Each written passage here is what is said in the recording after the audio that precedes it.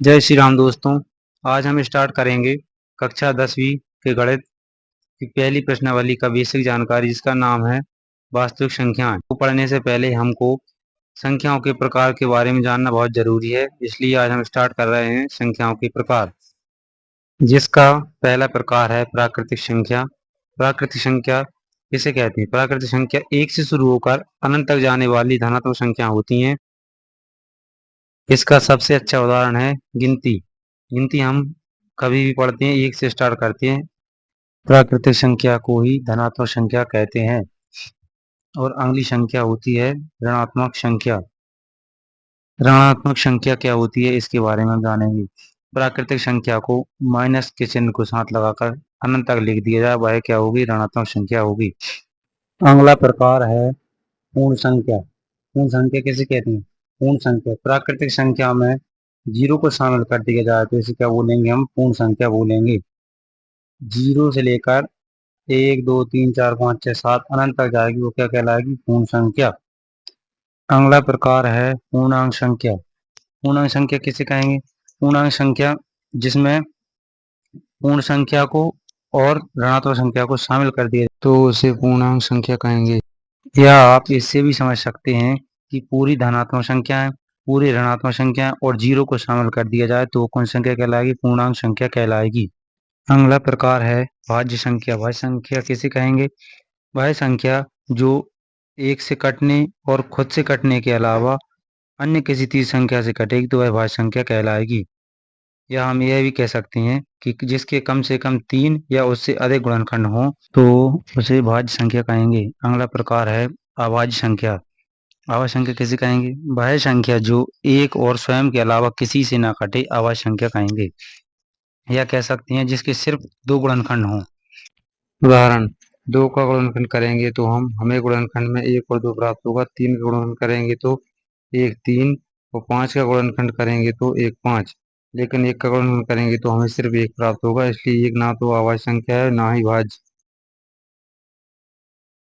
1 से लेकर 100 तक कुल 25 अभाज्य संख्याएं हैं जो दी हुई हैं, इन्हें अच्छे से याद कर लें।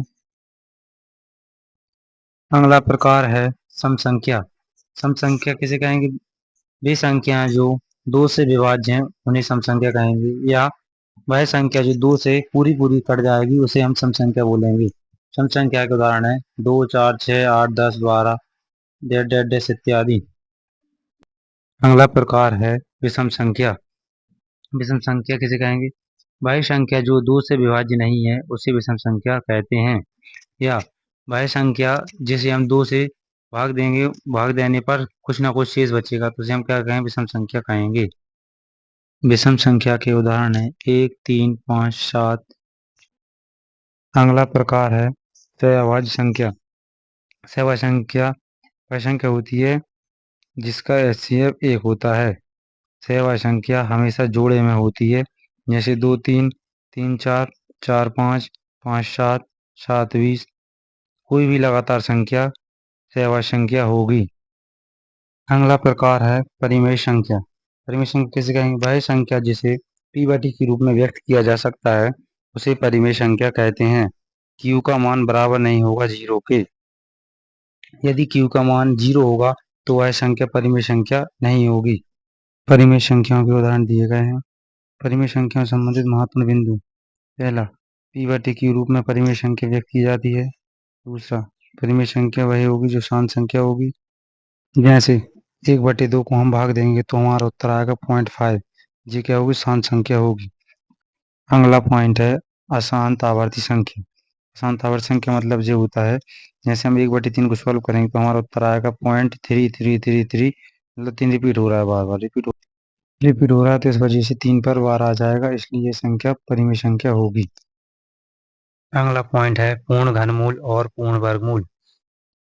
जैसे हम 4 का वर्गमूल निकालेंगे तो 2 आएगा, 9 का वर्गमूल निकालेंगे तो 3 आएगा, 16 का निकालेंगे तो 4 आएगा। अगली संख्या है अपरिमेय संख्या। अपरिमेय संख्या वह संख्या होती है जिसे हम p/t के रूप में नहीं लिख सकते हैं, उसे अपरिमेय संख्या कहते हैं। अपरिमेय संख्या को पहचानने के 4 बिंदु। पहला बिंदु, p/t के रूप में नहीं होती है अपरिमेय संख्या। दूसरा, अशांत संख्या होती है। अशांत मतलब जो इसका भाग पूरा पूरा नहीं जाता है। तीसरा, अशांत अनावर्त होती है। अशांत अनावर्त का मतलब होता है कि दशमलव के बाद अंक अलग अलग अंक आएंगे, एक सा अंक रिपीट नहीं होगा। चौथा पॉइंट, अपूर्ण घनमूल और अपूर्ण वर्गमूल। इसका पूर्ण वर्ग नहीं निकलेगा और पूर्ण घन नहीं निकलेगा, वो क्या होगी? अपरिमेय संख्या होगी। अगली संख्या है वास्तविक संख्या। अभी तक हमने जितनी संख्याएं पढ़ी हैं वो सभी वास्तविक संख्या होती हैं, या हम परिभाषा में कह सकते हैं परिमेय और अपरिमेय संख्याओं को मिला दिया जाए तो उन्हें हम क्या कहते हैं? वास्तविक संख्या कहते हैं। वास्तविक संख्या मतलब जो होता है जो संख्या संख्या रेखा पर दर्ज की जा सकती है उसे वास्तविक संख्या कहते हैं। वीडियो अच्छी लगी हो तो अपने दोस्तों को शेयर करें, चैनल को सब्सक्राइब करें, वीडियो को लाइक करें। वीडियो देखने के लिए धन्यवाद। आपका दिन शुभ हो।